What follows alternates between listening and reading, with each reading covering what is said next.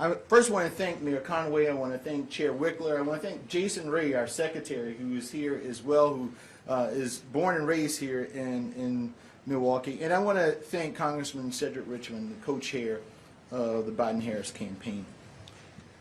You know, for the past several months, we've seen the 2024 MAGA Republican field crisscross the country.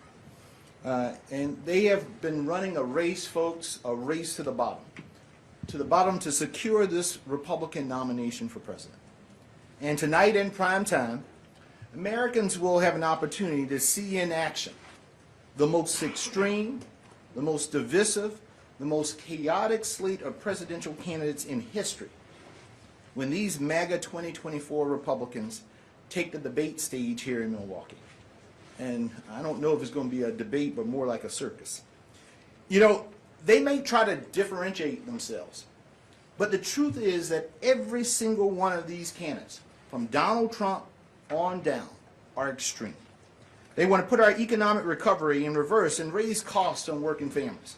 They want to give tax handouts to corporations and the ultra-wealthy while slashing Social Security, Medicare, and Medicaid. They want to erase the progress that we've made in the fight against climate change, even as millions of Americans suffer more frequent and more severe weather events.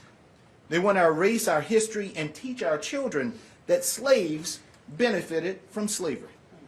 And they want to take away our freedoms and push a nationwide ban on abortion, even as voters have repeatedly made it clear in red states, in blue states, in purple states, that we're not interested in their anti-women, anti-choice agenda. That's what they stand for. And now here's who they are. We have Ron DeSantis. As we say in the South, bless his heart. This guy has pushed an extreme MAGA agenda focused on taking away Floridians' freedoms instead of focusing on the high costs that are crushing Florida families. We have Tim Scott. I know him well. Proud Tea Party Republican who has promised to govern from, and I quote, the far conservative right.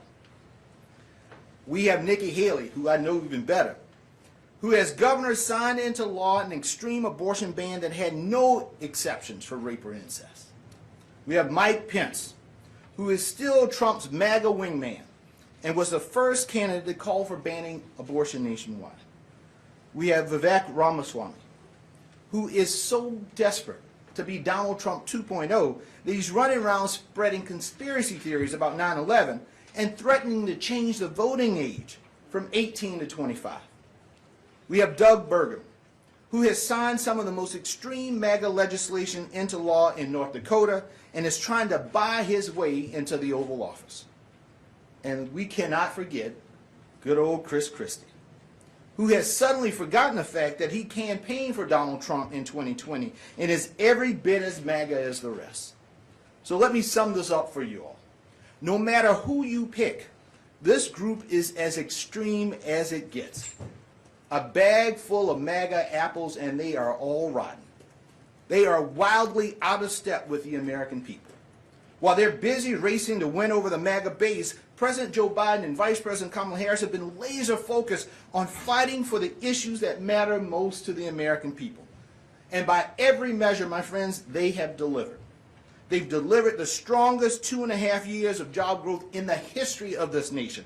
Over 13 million jobs created, including good-paying union jobs, Nikki Haley, union jobs. An unemployment rate near 50-year lows and a record low unemployment for African Americans. The largest infrastructure investment since Dwight Eisenhower. 4 years Donald Trump talked about infrastructure week, never filled a pothole. Joe Biden got it done in his first year. The most ambitious climate agenda in the world. An American manufacturing, not boom, a renaissance. Lower energy, healthcare, and prescription drug costs. And in Wisconsin alone, where Trump once touted thousands of jobs through a Foxconn project that never materialized, the president's economic agenda has delivered tenfold.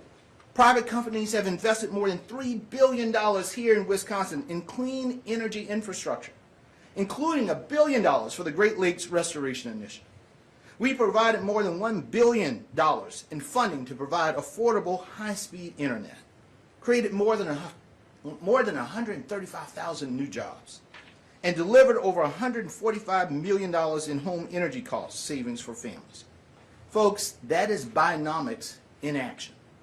On one side, we have President Biden and Vice President Harris and Democrats who think that America's best days are ahead of her and focus on the issues that matter most to everyday Americans.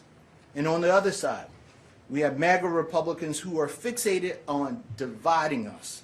They want to take away your freedoms, are skeptical of climate change, and are campaigning on ending Social Security, Medicare, and Medicaid as we know. Contrast couldn't be clearer. In 2020, the American people made their voices heard when they chose unity over division, hope over fear, competence over chaos. And they're going to do it again next November when they send President Biden and Vice President Harris and Democrats up and down the ballot back to the White House, back to Congress, back to state legislatures to finish the job that they've started. Folks, it's indeed my honor and pleasure to welcome to the stage now my good friend,